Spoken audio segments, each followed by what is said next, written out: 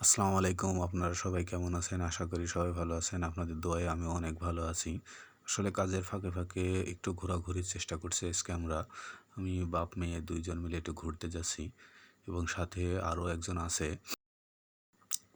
তো আমরা ঘোরার জন্য বের হচ্ছি। আমরা আজকে যাব চুয়াডাঙ্গা, আলমডাঙ্গার একটা ঐতিহ্যবাহী জায়গা যেটা সাতকপাট নামে পরিচিত।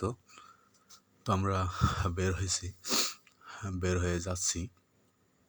বাইকে করে একটু ঘোরাঘুরি। আমার মেয়েটা সবসময় গাড়ির সামনে ওঠে। আমি এর আগেও আপনাদেরকে বলছি, আমার মেয়ে সামনে উঠতে খুব বেশি পছন্দ করে। তাই মেয়েকে নিয়ে আমরা রওনা দিছি এবং চলে আসলাম আমরা সেই সাতকপাটে। তো সাতকপাট আপনারা দেখতে পাচ্ছেন এবং এটার নামকরণের বেশ কিছু কারণ আছে। কারণ এটা ৩ সাইডে ৩ টে লাইন গিয়েছে পানির। এক সাইডে ৪ টে, এক সাইডে ২ টা এবং এক সাইডে একটা পানির লাইন আছে, যে কারণে এখানে ৭ টা সাইডে ৭ টা লাইন আছে। এই কারণে এইটার নাম হয়েছে সাতকপাট।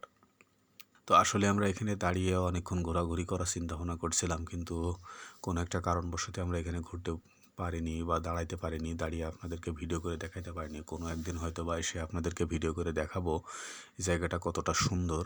হঠাৎ করে আমাদের কাছে ফোন আসে যে আমাদের এখান থেকে একটু দূরে জামজামি শহরে যাওয়া লাগবে, যে কারণে আমরা আবার বের হয়ে পড়ি এইখান থেকে। আমরা চলে যাই এখান থেকে। সাতকপাট থেকে বিদায় নিয়ে আমরা জামজামের উদ্দেশ্যে রওনা দিই। আসলে সাতকপাটের অনেক গল্প শুনেছি আমরা ছোটোকালে। সাতকপাট মানে আমরা বাড়ি থেকে শুনতাম যে ৭টা কপাট আছে, ৭ দিকে পানি বের হয়। তো সেটা দেখার অনেক আগ্রহ ছিল। ছোটো থেকে অনেক দিন ধরে আসবো আসবো করে আসাও হয়নি। আসলে এই রাস্তাগুলো খুব একটা ভালো ছিল না, যে কারণে আমাদের এদিকে আসা হতো না। তো কিছুদিন আগে হলো এই রাস্তাগুলো অনেক সুন্দর করে তৈরি করা হয়েছে, যে কারণে এখন আমাদের আসা হয়েছে। তো আমরা পরবর্তীতে একদিন এসে সুন্দর করে দেখাবো। আর আপনারা যদি আসেন, অনেক সুন্দর একটা জায়গা এবং বিকালে অনেক খাবার দাবার এবং স্ট্রিট ফুড এখানে সাধারণত বিক্রি করা হয়ে থাকে। ঝালমুড়ি, ফুচকা, চটপটি, অনেক খাবারগুলো আসলে এখানে বিক্রি করা হয়ে থাকে। আপনারা আসলে অনেক মজা করতে পারবেন, এখানে অনেক ঘোরাঘুরি করতে পারবেন এবং দেখতে পারবেন পানির লাইন। এখন সাধারণত বর্ষার সময় আপনারা আসলে দেখতে পারবেন কত পানি, এখানে আসলে দেখলেও ভালো লাগে। তো আমরা জামজামের উদ্দেশ্যে রওনা দিই। জামজামে যাওয়ার আগে একটা বিশাল বড় মাঠ রয়েছে, যে মাঠটা সবুজের লীলাভূমিতে জর্জরিত। আপনারা দেখছেন আসলে কতটা বড় একটা মাঠ। তো এই যে রাস্তাটা দেখছেন, সাধারণত এই রাস্তাটা করা ছিল না, খুব ভাঙা রাস্তা ছিল, যাইতে গেলে খুব কষ্ট হতো। কিছুদিন আগে এই রাস্তাগুলো তৈরি করা হয়েছে, যে কারণে আমরা বাইক চালিয়ে অনেক সুন্দর মতো যাইতে পারছি। তা না হলে আসলে এখানে যাওয়া এতটা সহজ ছিল না। তো আমার ক্যামেরাম্যান যে ছিল, সে ক্যামেরাটা আসলে সুন্দরভাবে ভিডিওগুলো করতে পারেনি। আপনারা দেখছেন এক এক সময় এক এক দিকে লাইনে ভিডিও করেছে, যে কারণে ভিডিওগুলো খুব ক্লিয়ারলি হয়নি। তো যাক, আমরা নেক্সট টাইম অনেক সুন্দর একটা ভিডিও করার চেষ্টা করব। তো আমরা জামজামের উদ্দেশ্যে রওনা দিয়ে যেতে যেতে অনেক কিছু দেখি, তো আপনাদেরকে দেখানোর চেষ্টা করব।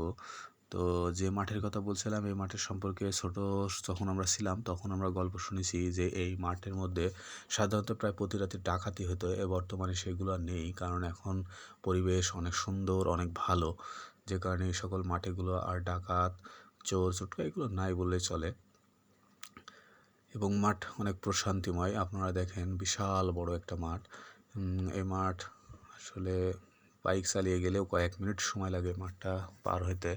তো যে কারণে আগের দিনে সাধারণত এত বাইক ছিল না, সাইকেল চালিয়ে মানুষ পার হতো, যে কারণে হয়তো বা ডাকাতরা এই সুযোগটা নিত এখানে। তো যাই হোক, আমরা জামজামিতে কী জন্য যাচ্ছি সেটা আমরা বলতে পারছি না। আমাদের একটা গুরুত্বপূর্ণ কাজের জন্য আমাদের ফোন আসে। আমাদের এক আত্মীয় আমাদেরকে ফোন দেয় যে জামজামে এসে আমাদের সাথে দেখা করার জন্য। আমরা যে কারণে এখান থেকে রওনা দিই। আর যেতে যেতেই আমাদের মেয়ে বারবারই বলে, বাবা একটু থামো, আমি একটু নামবো।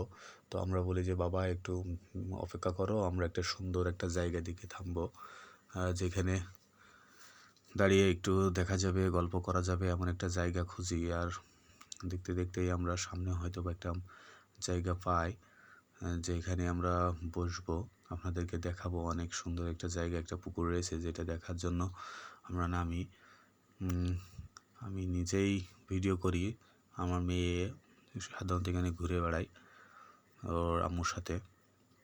তো আমি ওদেরকে সামনে নিতে পারছি না ক্যামেরায়। তো আমি আপনাদেরকে দেখাচ্ছি পুকুর, এবং এখানে অনেক রাস্তা তৈরি করার জন্য পাথর ও বালি এগুলো হাবিজাবি সব রাখা হয়েছে।